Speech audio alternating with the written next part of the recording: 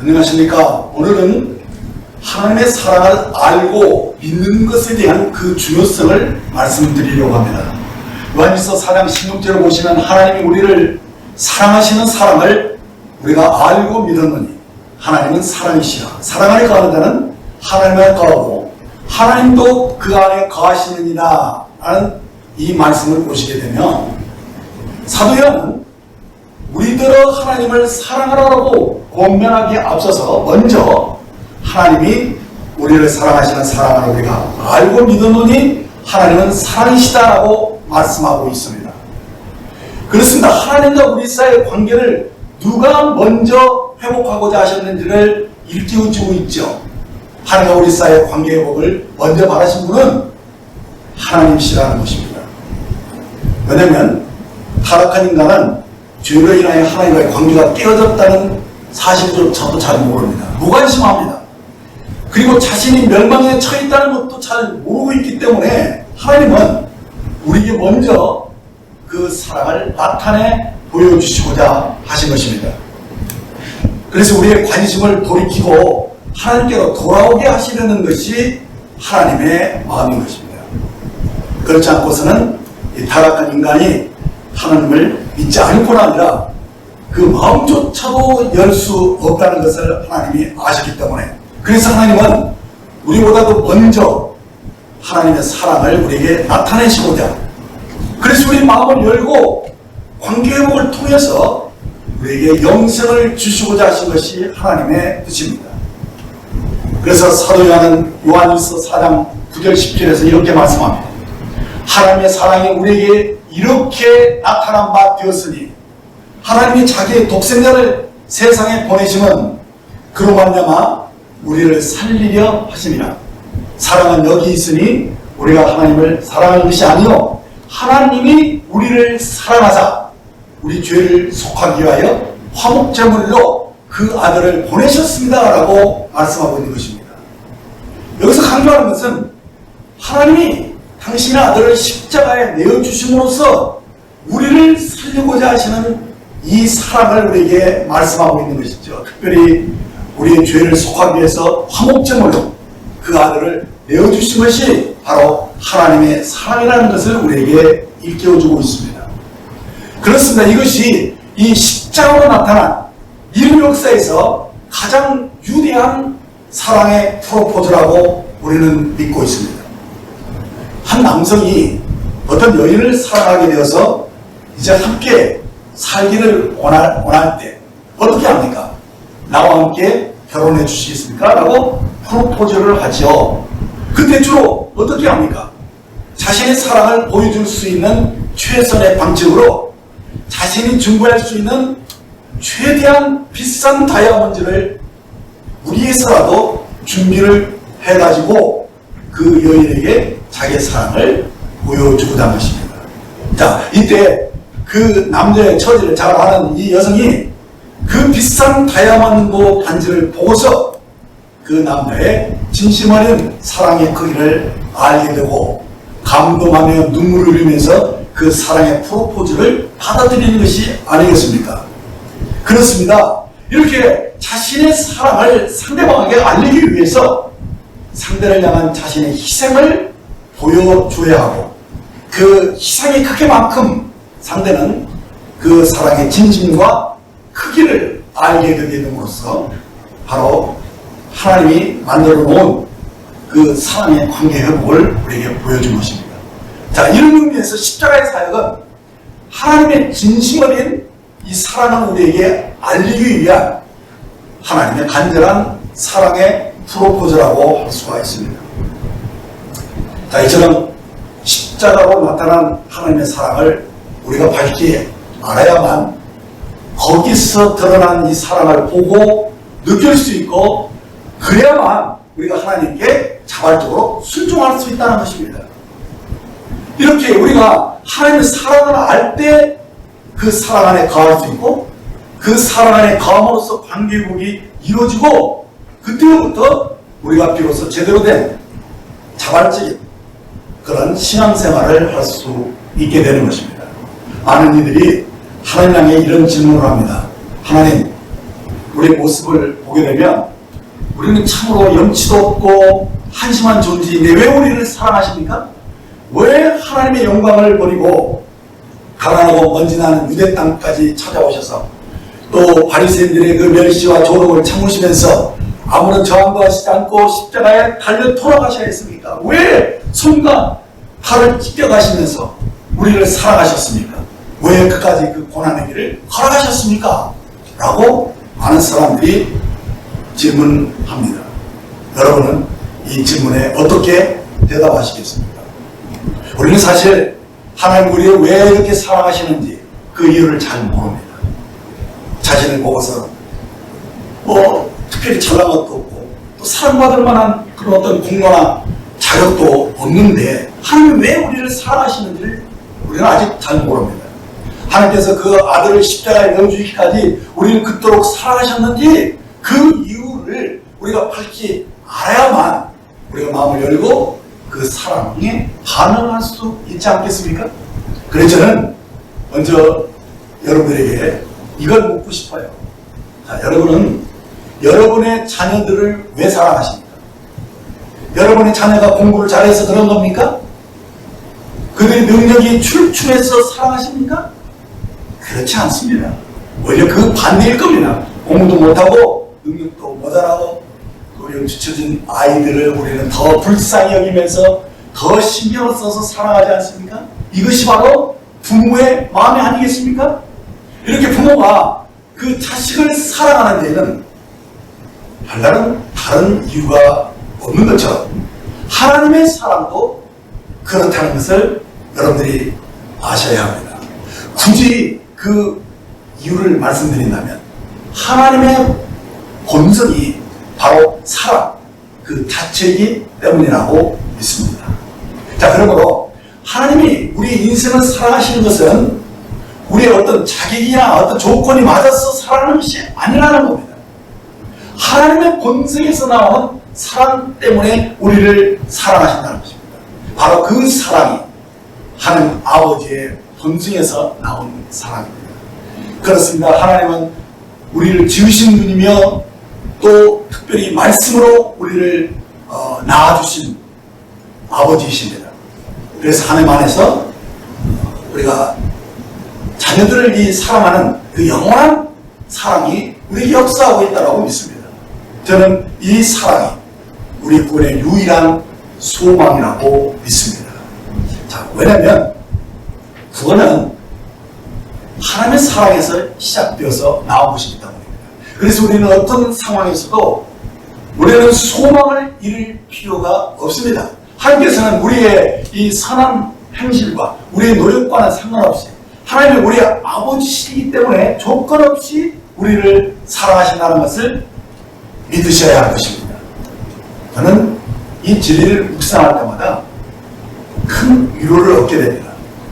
그래서 하나님은 멸망을 향해 달려가는 이 악인들까지도 그냥 지나치지 않으시는 분입니다. 그래서 성경은 하나님이 세상을 이처럼 사랑하사 독생자를 주셨다 이렇게 말씀하시면서 결국 그 아들을 십자가에 매달기까지 사랑하셨다는 사실을 말씀하고 있습니다. 이것이 바로 하나님의 본성에서 나온 사랑이라고 저는 믿고 있습니다.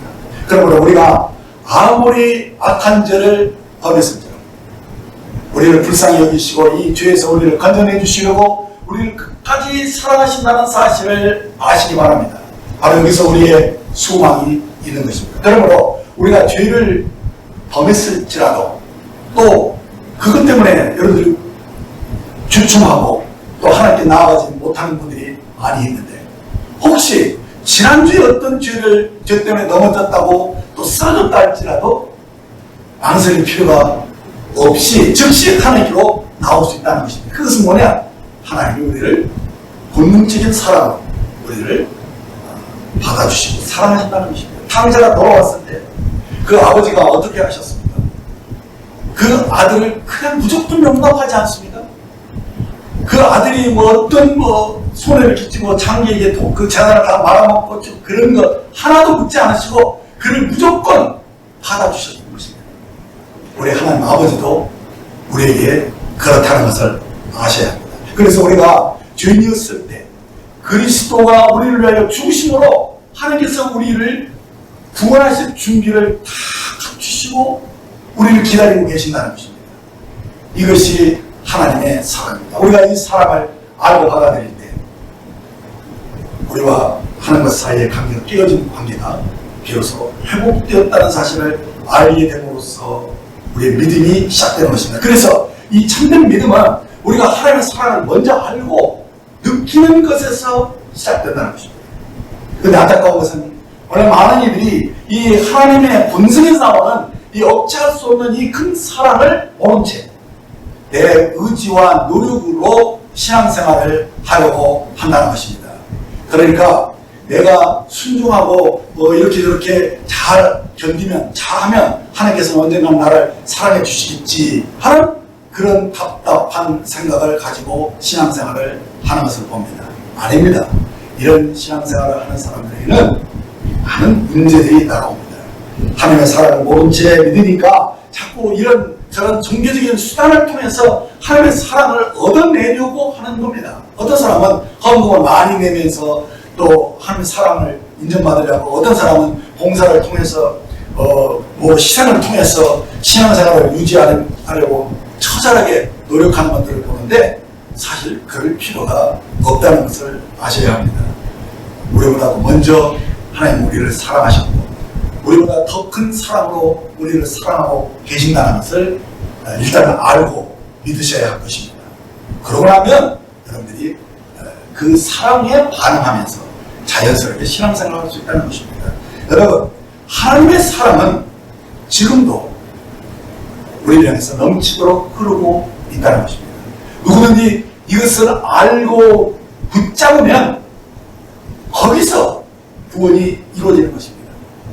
우리의 마음과 생애가 하나님의 사랑을 확실히 알 때 거기서 변화가 일어나는 기적이 나타나는 것입니다.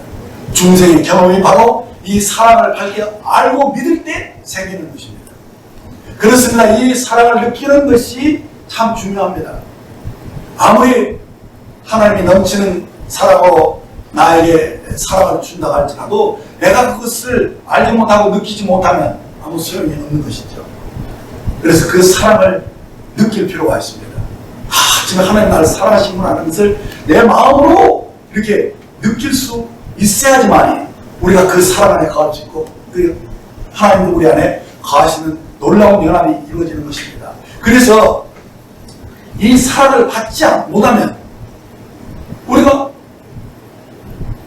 어떻게 신앙생활을 할 수가 있겠습니까? 그래서 이 사랑을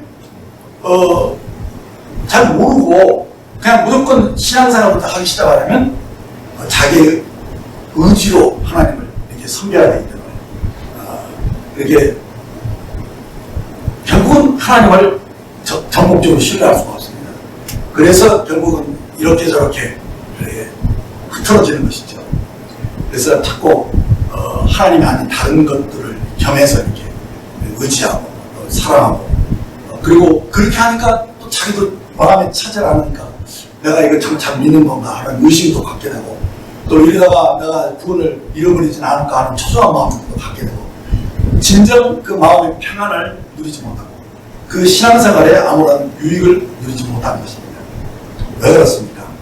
하나님의 사랑을 제대로 알지 못하고 느끼지 못하기 때문인 것입니다. 혹시 우리 중에 오늘 이 말씀을 듣는 여러분들 중에 이런 문제를 가지고 계신 분이 있다면 오늘 이 시간에 그 문제가 다 풀려나가게 되기를 바랍니다.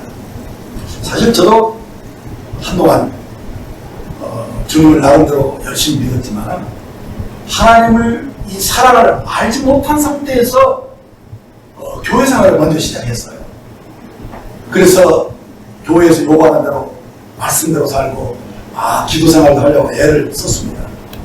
내가 이렇게 간절히 노력을 하고 애쓰면 언제나 하나님이 나도 하나님의 사랑을 느끼고 또 믿을 수 있겠지 하는 그런 생각으로 살았던 것입니다.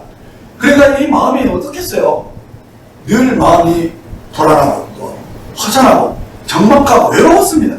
그래서 그것을 극복하기 위해서 나는 더 큰 헌신을 해야만 했고 더 노력을 해보려고 애쓰는 했었지만 잘 되지 않았습니다. 성경에서 뭐 회개하라 이렇게 하지만 회개가 무엇인지도 그때 잘 몰랐습니다. 그래서 이렇게 뭐 저렇게 정말 잘 믿어보려고 했지만은 늘 마음이 힘들고 답답하고 곤고했다는 것입니다. 자, 그런데 어느 날 우연히 하나님 앞에서 율법으로 의롭게 되는 사람이 아무도 없다는 사실을 알게 되면서 하나님께서 그 아들을 왜 십자가에 내어주셨는지, 왜 율법의 저주에서 우리를 속량하셨는지 그런 것들이 어렴풋이 믿어지기 시작했어요. 그리고 복음의 진리가 조금씩 깨달아지면서 이 구원이 바로 하나님의 사랑에서 비롯된 것이라는 것을 알게 된 것입니다. 그러면서 처음으로 이 마음이 열리고 이 사랑이 이렇게 마음에 다가오더라고요. 믿어지더라고요. 그리고 이것이 내 하나님의 어떤 노력으로 되는 게 아니라 이것이 정말 하나님의 사랑에서 나온 것이고 이것이 전적으로 은혜로 주어지는 선물이라는 사실을 깨닫게 되면서 얼마나 마음에 큰 평안이 오고 또 믿음이 막 새롭게 되는지 몰라요. 그러면서 신기하게요. 이제 하나님의 말씀대로 사는 것이 부담이 되거나 무거운 짐이 되지는 않았다는 거예요. 그래서 지금까지 들어왔던 여러 말씀들이 서로 막 연결되면서 그렇구나 하면서 영생이 무엇인지를 분명하게 알게 됐어요.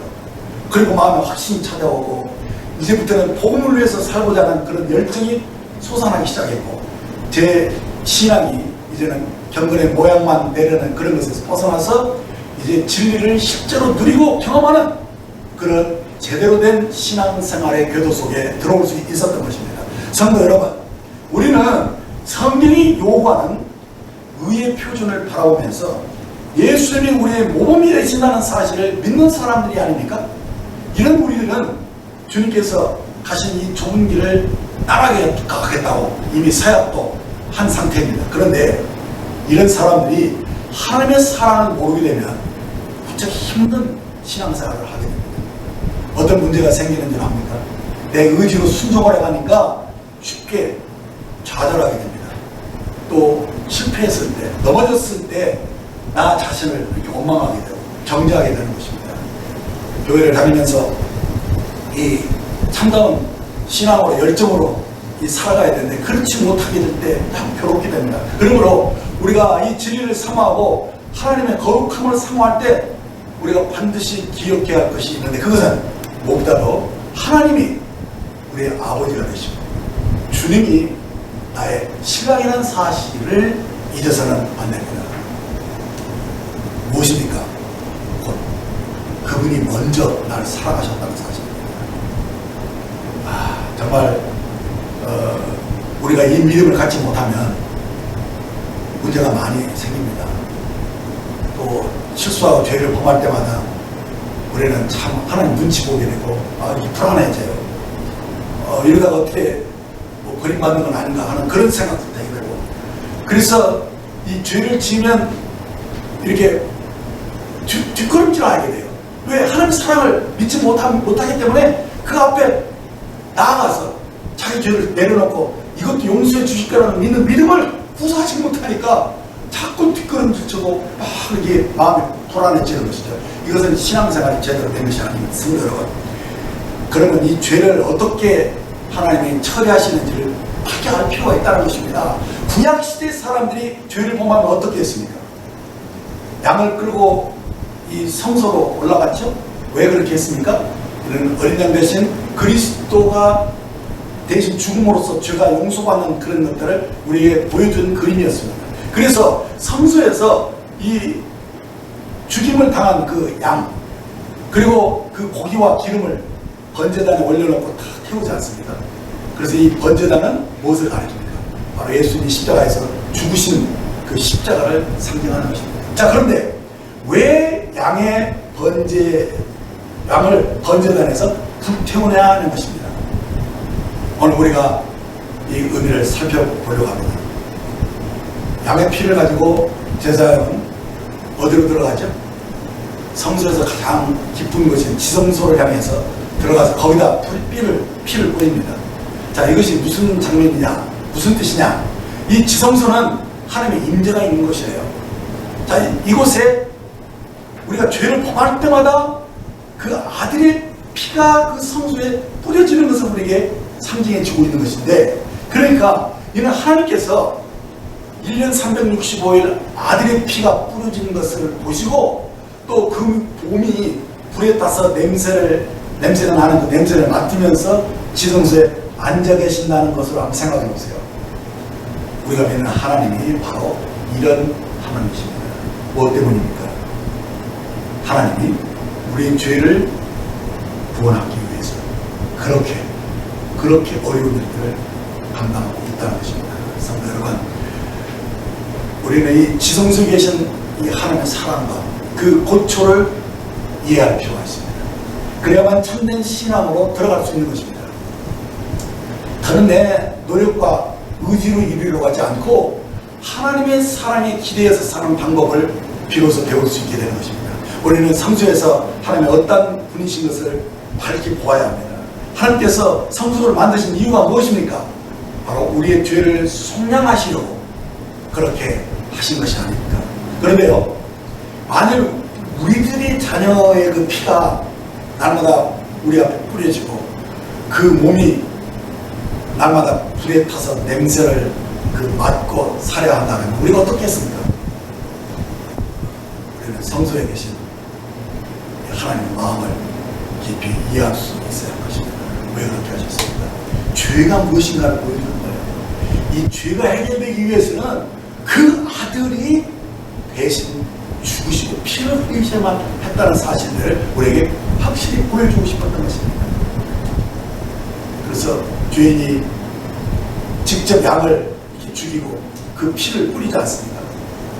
그래서 하나님 죄인들이 하나님의 사랑과 그 고통을 이해하시기를 바라셨던 것입니다. 그래야만 우리가 죄를 심상하게 여기지 않고 그 죄를 회개하고 버리는 역사가 일어나기 때문입니다. 자, 이것이 없이는 안 되는 것입니다. 지금도 마찬가지입니다. 하나님께서 옛날 성소에서 하셨던 것처럼 지금도 아들의 피를 통해서 하나님은 우리의 죄를 용서해 주고 계시는 것입니다. 우리가 이런 하나님의 사랑을 어떻게 대해야 할까요? 우리는 이 시간을 통해서 하나님의 사랑을 묵상하게 되고 오늘 말씀으로 하나님의 사랑을 여러분들이 받고 누리고 체험하셨으면 좋겠습니다. 우리가 진정으로 하나님의 사랑을 깨닫게 된다면 우리의 생애가 완전히 달라질 수 있습니다. 풍성한 열매가 맺혀지게 될 것입니다. 그래서 영생이 무엇인지를 밝히게 됩니다.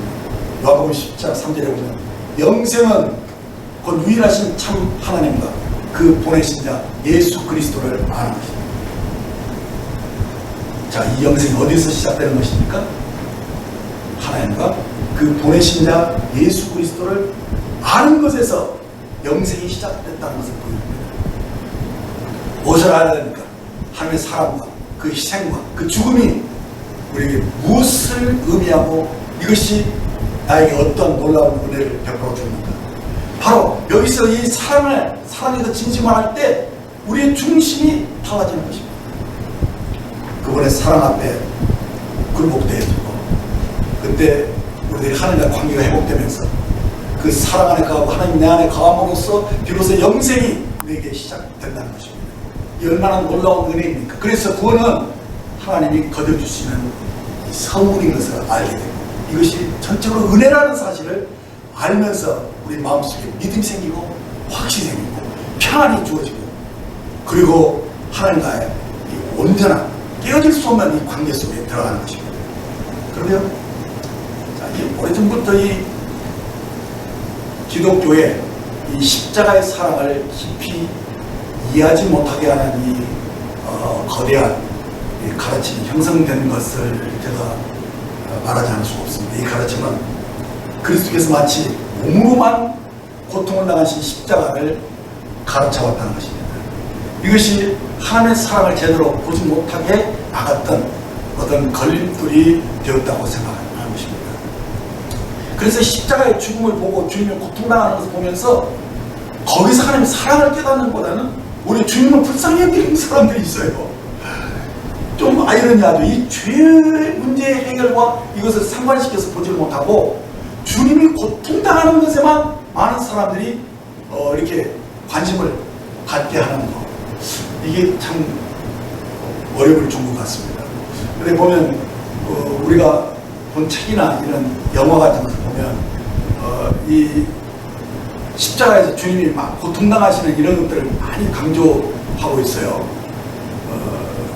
근데 그런 육체의 고통에 대해서만 우리들이 관심을 갖게 하는 것은 우리 하나님의 사랑을 깊이 알게 하는데 오히려 독이 됩니다. 하나님의 독생자가 우리 구원을 위해서 그런 고통을 당하셨다, 채찍에 맞으실 때 살점이 떨어지고 좋아요. 주님이 그 당한 고통을 우리가 깊이 알면 좋죠. 가시관을 쓰시고 조롱을 당하시고 침뱉음을 당하시고 십자가에 그 무거운 십자가를 지고 가시다가 넘어지시고 그런 모든 것들을 통해서 우리 나름대로 어떤 사랑을 느낄 수도 있겠지만 그것이 우리들의 구원을 이루었다라고 볼 수가 없습니다. 십자가의 고난은 정말 우리의 상상을 초월한 커다란 고통이었지만은 이 십자가의 죽음이 여기서 우리 구원이 완성되고 하나님의 사랑이 전달되는 것, 그것이 다는 아니라는 것입니다. 그래서요, 우리는 사도 바울의 이 서신서에서 나타난 십자가의 도를 더 밝히 볼 필요가 있습니다. 우리 바울 사도가 이 십자가의 죽음을 전혀 다른 각도로 설명해 주고 있습니다. 말씀 한번 보겠습니다. 갈라디아서 3장 13절을 보시면 그리스도께서 우리를 위하여 저주를 받은 바 되사 율법의 저주에서 우리를 속량하셨습니다. 기록된 바 나무에 달린 자마다 저주 아래 있는 자라 하였습니다. 자, 우리는 여기서 바로 이 바울 사도가 그리스도의 십자가를 말씀할 때 데모시나 채찍이나 가시관을 말씀하셨나요? 그렇지 않죠? 그럼 무엇을 말씀한 겁니까? 십자가에 쏟아진 하나님의 저주를 말씀하셨다는 것입니다. 예수께서 이 모든 저주를 받아내셨다는 것이죠. 이 저주가 무슨 저주입니까? 그것은 우리가 정말 중점적으로 살펴봐야 할 그 내용인데, 우리 구원은 로마 군인들이 그리스도를 나무에 못 박았기 때문에 이루어진 것이 아닙니다. 육체적인 고통을 당하셨기 때문에 우리가 구원이 받게 되는 것은 아닌 것입니다. 유대 군중이 그리스도를 때리고 비웃고 칭받았기 때문에 이루어진 구원이 아니라는 것입니다. 많은 이들이 십자가를 생각하면서 눈물을 짓고 있는데 주님이 불쌍해서 눈물을 짓는 것을 보면 너무 어이가 없습니다. 이것은 오해하고 있는 것입니다. 우리가 범한 죄값은 그리스도 육체적인 고통으로 그 죄값이 다 갚아질 수 있는 그런 성격의 것이 아닙니다. 그럼 우리가 구원받은 것은 무엇입니까? 그리스도께서 우리의 죄를 대속하기 위해서 나무에 달려 하나님의 저주와 진노를 대신 받으셨기 때문인 것입니다. 그가 속죄제물로서 하나님의 진노를 끝까지 포기하지 않고 받아내셨기 때문에 이루어진 구원이라는 것을 보셔야 됩니다. 우리는 이것으로 죽음보다 더 강한 그리스도의 사랑을 볼 수 있습니다. 예수님은 한 번도 죄를 범하신 적이 없는 정말 순결하신 분이시죠. 근데 그런 분이 나무에 달려서 온 인류의 죄를 짊어지시고 대신 저주를 받으셨다는 것입니다. 이때 어떤 일이 주님에게 생긴 줄 압니까? 예수님의 영혼에 죄가 엄습해 들어간 것입니다.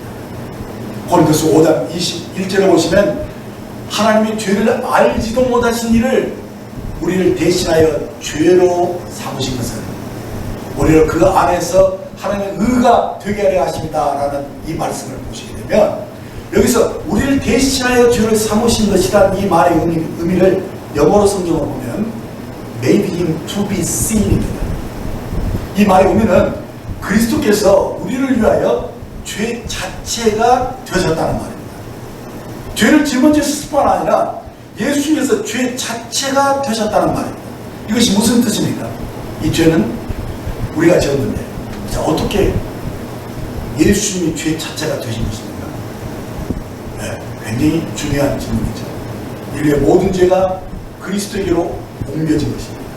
그래서 이 침례요한이 뭐라고 외쳤습니까? 보라, 세상 죄를 지고 가는 하나님의 어린 양이다라고 하신 것입니다.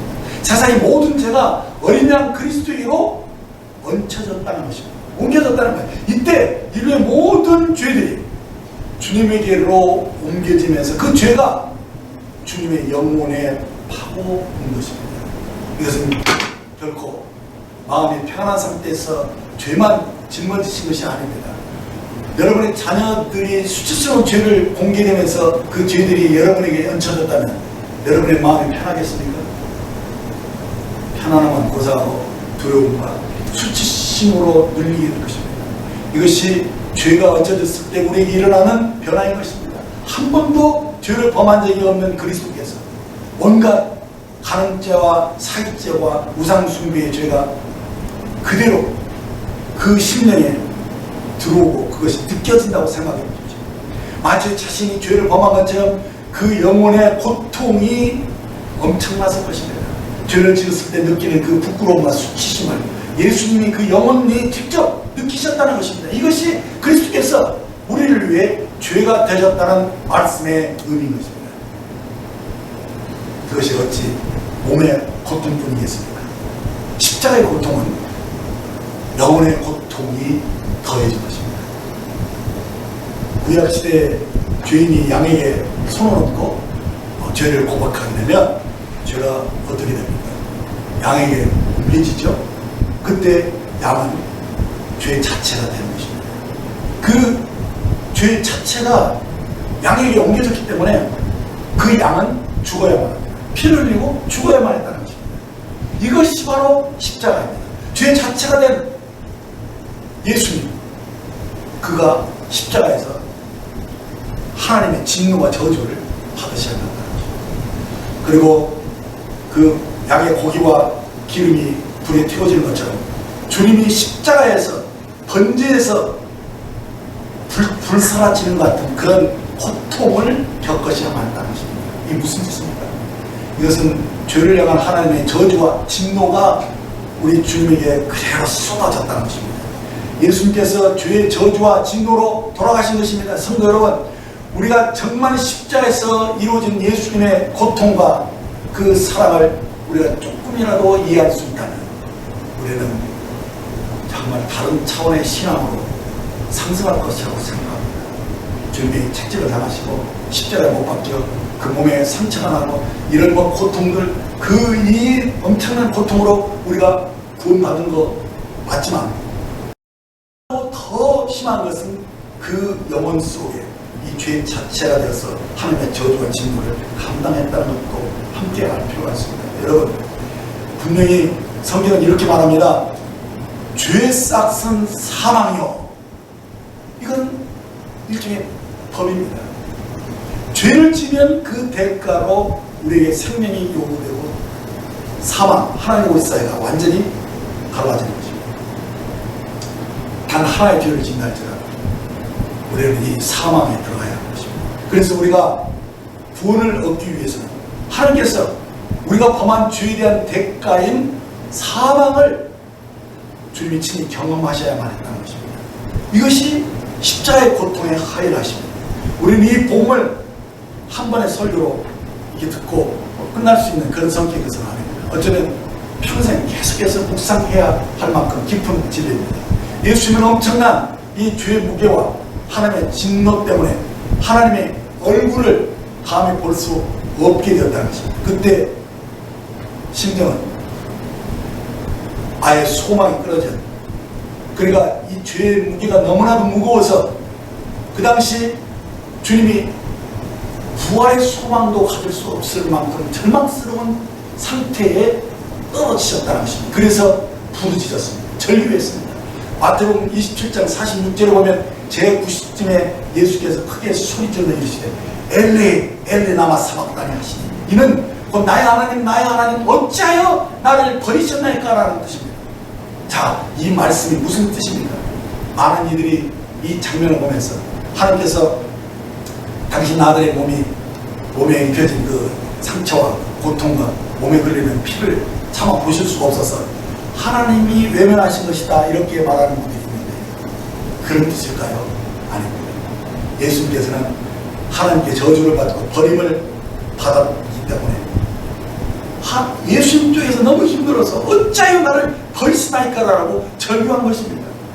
그리스도는 하나님과 단 한 번도 분리된 적이 없었던 주님이 자기가 주의 자체가 되어서 하나님으로부터 영원히 버림을 받은 그 느낌, 하나님과 영원히 분리되어 떨어져 나간 그 느낌을 주님은 받았기 때문에 어찌하여 나를 버리시나이까라고 절규했던 것입니다.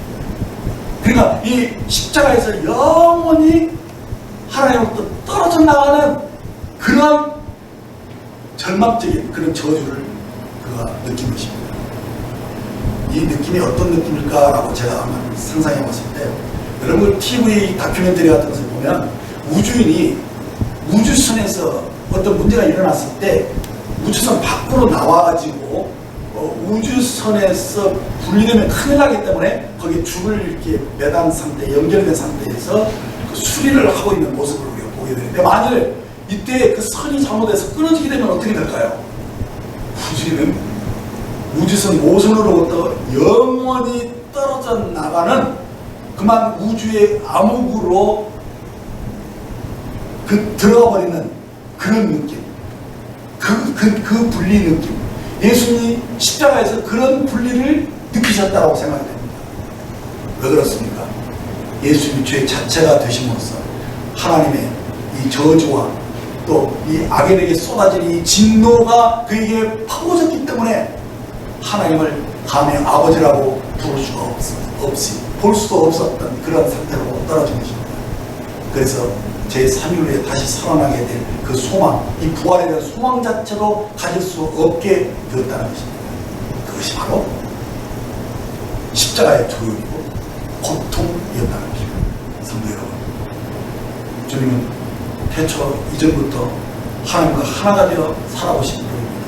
그런데 이 십자가에서 영원히 분리되는 것처럼 그렇게 느낌을 가졌다는 것은, 이것은 정말 너무 엄청난 것입니다. 여러분의 자녀들이 길을 가다가 여러분의 손을 놓치고 영원히 분리되는 그런 느낌을 여러분들이 받는다고 생각해 보십시오. 엄청난 두려움과 공포 속에서 그 아이가 떨지 않겠습니까? 지금 그런 일이 십자가에서 벌어진 것입니다. 그런데도 예수님께서 당신의 죽음을 끝까지 놓지 않고 그 길을 걸어가신 것입니다. 왜 그렇습니까? 주님의 사랑이 그 속에서 계속 솟구쳐 나오기 때문에 이 영혼들을 반드시 구원해내겠다는 그 창조주의 본능적인 사랑이 그를 십자가의 고난 속에서도 그거 포기하지 않고 끝까지 우리를 구원하겠다는 그 사랑의 그 인내, 그러니까 죽음보다 더 강한 사랑의 힘으로 우리들을 구원해 내셨다는 사실을 우리는 이 십자가에서 깨닫게 되는 것입니다. 그렇습니다. 바로 이 사랑 안에 우리 구원의 소망이 담겨 있는 것입니다. 이 얼마나 감사한 일입니까? 우리가 이 주의 사랑을 어떻게 우리들이 느끼고 알게 된 것입니까? 우리는 이 사랑을 암합니다. 우리의 삶이 끝나는 순간까지 우리는 이 사랑을 감사하고 살 수밖에 없는 사람이 되었습니다. 만일 이 십자가의 사랑과 희생이 없다면 우리는 이 세상에서 개나 짐승처럼 그렇게 살다가 허무하게 살아가는 존재가 되지 않겠습니까? 십자가의 고통 때문에 우리에게 이 희망이 생긴 것입니다. 그리스도께서 당하신 이 고통이 어떤 고통인지를 우리가 알기 때문에 정말 이제는 하나님의 사랑 안에 거할 수 있는 것입니다. 악인들이 지옥에서 느끼는 그런 공포와 이 두려움을 이제는 떨쳐버릴 수 있는 것입니다. 즉 하나님께 영원히 버림받고 떨어져 나가는 그런 고통, 그 고통을 주님이 당하시기 때문에, 우리를 대신해서 그렇게 하시기 때문에 우리는 이 고통에서 자유케 된 것입니다. 이 고통, 영원히 하나님으로부터 떨어져 나가는 이 고통, 이것을 성경에서는 둘째 사망의 고통이라고 말하고 있습니다. 그러니까 성경에는 첫째 사망이 있고 둘째 사망이 있다고 말씀합니다. 이 첫째 사망은 태어나면서 누구나 한 번 죽는 사망이거든요. 자연사라고 할 수도 있죠. 사고로 죽든지 병들어 죽든지 늙어서 죽든지 간에 다 첫째 사망은 피할 수가 없습니다. 그런데 이 둘째 사망은 바로 어떤 사망입니까? 이 둘째 사망은 죄를 회개하지 않는 악인의 멸망을 말하는 것입니다. 다시 말해서 지옥불의 멸망을 뜻한 것이죠. 서만한 교회에 이런 약속을 주셨습니다. 계시록 2장 11절에 보시면 귀 있는 자는 성령이 교회에게 하시는 말씀을 들을지어다 이기는 자는 둘째 사망의 해를 받지 아니하리라 라고 약속하시는 겁니다. 성도 여러분, 예수님께서 십자가에서 둘째 사망의 고통을 당하셨기 때문에 우리의 죄값을 완전히 해소할 수 있었다는 사실을 믿으시기 바랍니다. 그냥 육체적인 고통으로 그 피를 많이 흘리신 것으로 우리 죄값이 다 치러진 것이 아니라 이 둘째 사망의 고통이 우리 주님에게 있었기 때문에 비로소 그 죄값이 온전하게 치러질 수 있었다는 것입니다. 그래서 예수님의 희생은 둘째 사망이라고 말해야 할 것입니다. 예수님은 아무런 소망이 없이 죽어가는 이 악인의 멸망과 두려움을 그가 친히 경험하셨다는 것입니다. 그런 두려움 속에서도, 그런 고통 속에서도 여전히 우리에 대한 사랑을 놓지 않으시고 끝까지 우리의 모든 저주와 진노를 그가 홀로 담당하셨다는 것입니다. 우리가 이런 깊은 사랑을 알게 되면 이런 사랑 앞에 자연스럽게 우리는 굴복되는 것이죠. 그래서 이 사랑을 아는 것이 우리 유일한 소망이 될 것입니다. 성도 여러분, 우리가 어떻게 이 위대한 사랑을 외면할 수 있겠습니까? 저와 여러분을 살리기 위해서 홀로 우주에서 서서 하나님의 진노와 저주를 받으신 그 신음하며 외치는 우리 주님의 음성을 우리들이 어찌 모른 척 할 수가 있겠습니까? 어떻게 우리가 이런 사랑을 외면하고 세상을 지키며 내 마음대로 죄를 지을 수가 있겠습니까? 그럴 수 없다는 것입니다. 우리의 숨이 끊어지는 순간까지 우리는 주님 앞에서 빚진 자의 심령으로 살 수밖에 없다는 것입니다. 첫째 사망에 대해서 진지하게 여러분들 이 시간을 통해서 생각해 보시기를 원합니다. 아무리 예수님을 잘 믿어도 우리 모두는 다 죽습니다. 아무리 의롭게 살아도 첫째 사망을 피할 수는 없다는 것입니다. 자, 그런데요, 둘째 사망은 곧 지옥불의 멸망은 우리는 반드시 피할 수 있어야 한다는 것입니다. 피할 수 있다는 것입니다. 이는 우리에게 예수님이 계셨기 때문에, 예수님이 우리 그 저주와 진노를 담당하시기 때문에 우리는 이 지옥불의 멸망을 피할 수 있다는 것입니다. 누구든지 주 예수를 믿고 진리를 따라 좋은 길을 가게 되면 둘째 사망의 해를 당하지 않는다는 이 성경의 약속이 있기 때문에 이 얼마나 감사한 일입니다. 성도 여러분, 오늘날 많은 사람들이 이런 말을 합니다. 나는 예수가 죽을 때 그 자리에 없었습니다. 나는 예수를 죽이지 않았습니다 라고 말을 합니다. 그러나 우리는 이렇게 말할 수 없습니다. 우리의 죄가 어린 양이신 예수님을 죽이기 때문인 것입니다. 우리의 죄가 그의 몸을 찢고 피를 흘리게 만들었던 것입니다. 우리가 그리스도의 영혼을 이 지옥의 저주에 던져서 그분이 두려움에서 떨게 했다는 이 사실을 아셔야 됩니다. 그래서 예수님께서 하나님 어찌하여 나를 버리셨나이까 라고 절규하게 만든 것이 바로 우리 된 것입니다. 성도 여러분, 이것이 사랑이 아닙니다. 이 사랑을 받아야만 참된 믿음으로, 우리가 참된 신앙으로 복음의 중심으로 들어갈 수가 있는 것입니다. 이것 외에 다른 길이 없습니다. 십자가의 사랑을 아는 사도 요한은 참된 신앙을 이렇게 특별하게 진술했습니다. 요한복음 14장 15절에 너희가 나를 사랑하면 나의 계명을 지키리라. 예, 사랑하면 계명을 지킨다는 것입니다.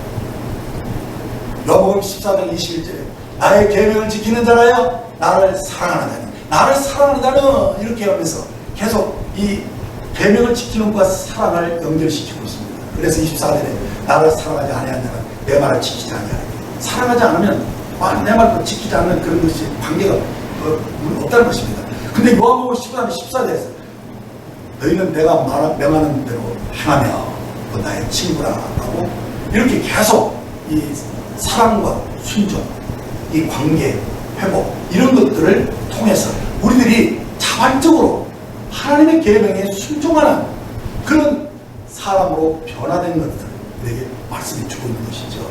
계속해서 요한일서에서도 이렇게 말씀하고 있습니다. 요한일서 2장 4절에 보면 그를 아노라하고 그의 계명을 지키지 아니하는 자는 거짓말하는 자요 진리가 그 속에 있지 아니하되, 또 2장 5절에 보면 누구든지 그의 말씀을 지키는 자는 하나님의 사랑이 참으로 그 속에서 온전히 드러난 이로써 우리가 그 안에 있는 줄을 아노라. 우리가 그리스도 안에 있는 줄을 무엇으로 알 수 있다는 것입니까? 바로 사랑인 것입니다. 우리가 사랑하고 있다는 그 사랑을 아는 사람이라면 바로 이 사랑 안에 가해서 그 사랑을 표현한다는 것입니다. 그래서 그의 말씀을 지키는 것이 하나님의 사랑이 참으로 그 속에 온전히 되었다는 증거가 된다는 말입니다. 얼마나 분명한 말씀입니까? 요한일서 5장 3절에 하나님을 사랑하는 것은 이것이니 우리가 그의 계명을 지키는 것이다. 그의 계명은 무거운 것이 아니로다라고 말씀하고 있는 것입니다. 성도 여러분, 지금 사도 요한이 우리에게 무엇을 말씀하고 있는 것입니까? 십자가의 사랑을 하는 사람은 결코 하나님의 말씀과 계명을 무시하거나 거절하지 않는다는 것입니다. 불순종하지 않는다는 것입니다. 이것이 참된 사랑이고 이 사랑에 대한 반응인 것입니다. 성경은 사랑과 계명을 별개 것으로 나눠서 말씀하지 않습니다. 주님을 사랑하게 되면 그의 계명과 그 말씀을 순종하고 지킨다는 것입니다. 십자가의 은혜를 알게 되면, 있게 되면 주님의 말씀을 죽기까지 따르게 된다는 것입니다. 모든 것은 하나의 열매 속에서 맺혀지는 것이죠. 참된 신앙은 자연스럽게 맺어지는 열매지 내가 노력해서 만들어내는 그 애씀으로 지어진 것이 아닙니다. 그래서 주님을 사랑하면 그 계명이 무겁게 느껴지지 않는다는 것입니다. 여러분, 우리가 진정 그리스도의 사랑을 알게 되면 이렇게 관계의 회복을 통해서 우리의 마음의 변화가 생기는 것입니다. 그런데 이 관계 회복과 상관없이 그저 그리스도께서 십자가에서 피를 흘리시고 처참하게 죽으심으로 우리의 죄가 용서되었다는 이 피상적인 교리로는 우리의 마음이 움직이지 않습니다. 그냥 냉랭하게 그냥 지식을 가지고는 우리가 변화된 삶을 영위할 수 없다는 것입니다. 물론 십자가의 육체적인 고통도 그리스도의 사랑에 포함된 것이지만 그러나 그것이 전부가 아닌 것입니다. 우리는 정말 이 십자가의 사랑을 더 깊이 더 많이 알아가야 합니다. 그래서 이 십자가를 통해서 우리들은 주님의 그 마음을 알아야 돼요. 주님이 그 당하신 영혼의 고통과 그 희생을 우리가 절절하게 알면서 우리를 대신해서 하나님 저주와 진노를 받으신 이 둘째 사망의 고통을 당하신 우리 주님의 마음을 우리들이 이해하게 될 때, 그것을 접수할 때 우리는 우리의 마음을 열게 되고 우리가 자발적으로 그분의 사랑에 순종하는 그런 사람으로 변화되어지는 것입니다. 내가 당해야 할 이 둘째 사망의 고통을 하나님의 아들이 대신 당하신 그것을 우리들이 염두에 두고 여기서 우리들의 구원을 우리들이 발견해야 합니다. 하나님과 분리된 채 우주에 홀로 버려진 그 두려움에 떨었던 우리 주님, 이 모습을 보고 우리가 그 십자가의 사랑을 거기서 느낄 때 우리는 그분의 놀라운 사랑과 그 희생에 대해서 알게 되면서 우리들의 마음이 열리고 우리가 그 사랑 안에 믿음을 하게 되는 것입니다. 또 한 번 12장 32절에 보면 내가 땅에서 들리면 모든 사람을 내게로 이끌겠노라 하십니다. 여러분, 이 말이 무슨 말입니까? 이렇게 주님의 십자가를 우리들이 제대로 이해하게 되면 주님께로 이끌림을 받는 삶이 자연스럽게 나타난다는 말입니다. 그 사랑의 광건함이 바로 십자가의 사랑을 깨달을 때 나타난다는 말입니다. 이제 마지막으로 시편 90편 12절 말씀을 우리가 더 깊이 생각해 볼 필요가 있습니다. 뭐라고 했습니까? 우리에게 우리나라의 계수함을 가르치사 지혜로운 마음을 얻게 하소서 이렇게 했는데 이 무슨 말입니까? 우리가 살 날이 얼마 남지 않았다는 것을 우리가 알고 이것을 따져보면 우리가 지혜롭게 될 수 있다는 것입니다. 인생이 지혜가 뭡니까? 우리가 남은 인생을 어떻게 살지를 아는 것이 지혜가 아니겠습니까? 아무리 똑똑하고 잘났어도 그 지혜가 없으면 아무것도 아닙니다. 저 인생은 안개처럼 사라지는 짧은 인생인데 이 인생을 어떻게 살아야 합니까? 무엇을 하며 살아야 됩니까? 우리의 학위나 재산이나 재능 그리고 이 시간을 우리가 어떻게 사용해야 합니까? 정말 우리가 진정으로 붙잡고 정말 모든 것을 우리가 소유했다고 해도 다 의미 없는 것입니다. 결국은 완전히 다 놓고 가야 됩니다. 황제가 되고 대통령이 되어도 다 모든 사람들은 죽음 앞에 굴복합니다. 죽음은 모든 사람을 우리들이 알아갑니다. 결국 우리들은 이 죽음 앞에서 아무것도 아닙니다. 이 죽음 앞에서 우리는 무력하고 이 속수무책으로 그냥 사망에 끌려가는 것입니다. 자, 이것을 우리가 생각할 때 우리 남은 인생을 어떻게 사느냐는 것은 참 중요한 것입니다. 지혜가 어디 있습니까? 우리가 미리 인생의 계획을 세우고 우리가 어떻게 이 남은 생애를 참되게 보람되게 살 수 있는가를 우리가 생각해 보아야 합니다. 여러분, 인생이 길게 느껴질 때도 있죠? 젊었을 때 그렇죠? 그런데 사실상 우리는 이 죽음을 달고 사는 참담한 존재입니다. 어떤 때는요, 일적 사이로 이 죽음을 피하고 어떤 경우는 한 발짝 사이로 목숨을 잃게 되는 경우를 보게 됩니다. 멀쩡하게 살다가 어느 날 갑자기 암성고를 받고 두려움에 떨게 되는 것이 인생입니다.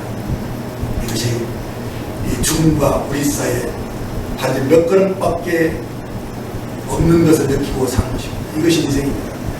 우리가 인생에서 무엇을 소중히 여기며 살아야 합니까? 그것이 지혜죠.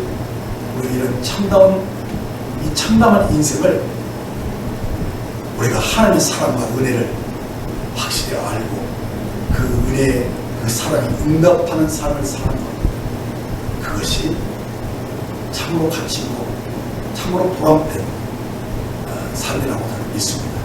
여러분, 우리가 어떻게 우리 인생의 시간을 보내실 것인가? 저는 아마 여기에 이 사람들 중에 한 50년 후에까지 남아있을 사람이 몇 명이나 될까 생각이 듭니다. 우리가 요즘 100세 시대라고 전해도 다 죽는단 말입니다.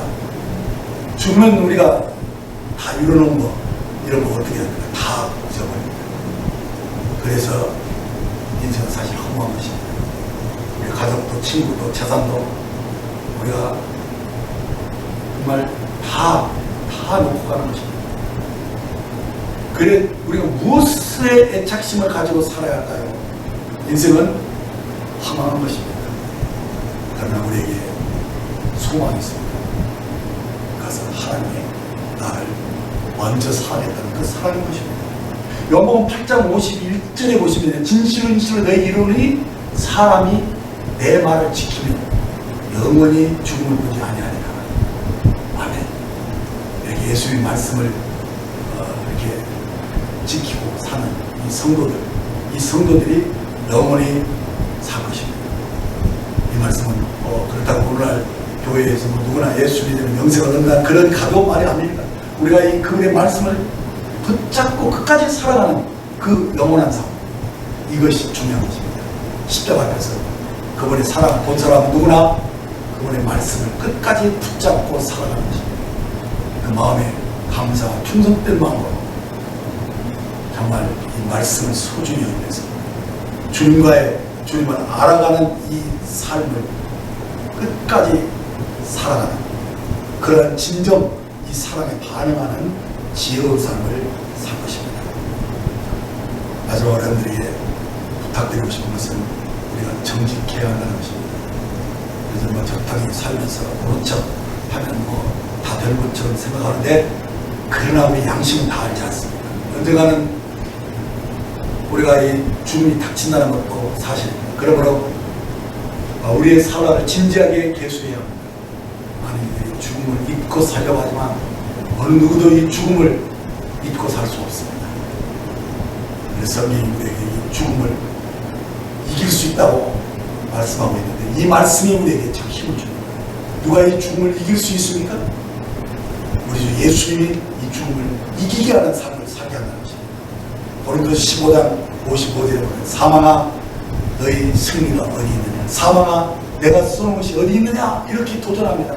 죽음을 비웃는 듯이 말하는 이 담대한 말, 바로 이것이 우리에게 하나님이 우리에게 주신 권세입니다. 누구든지 그리스도의 말씀을 붙잡고 지키고 사는 자에게 바로 이 권세가 주어진다는 것입니다. 지금까지 수많은 사람들이 죄에게 삼킴을 받고 살았지만 우리는 그렇게 살 필요가 없습니다. 우리에게 이 죄가 가져오는 그 삶을 극복하고 이길 수 있는, 그래서 정말 하나님을 향해서 진정으로 승리할 수 있는 그 믿음을 가질 수 있는 이 사실을 우리는 믿고 있습니다.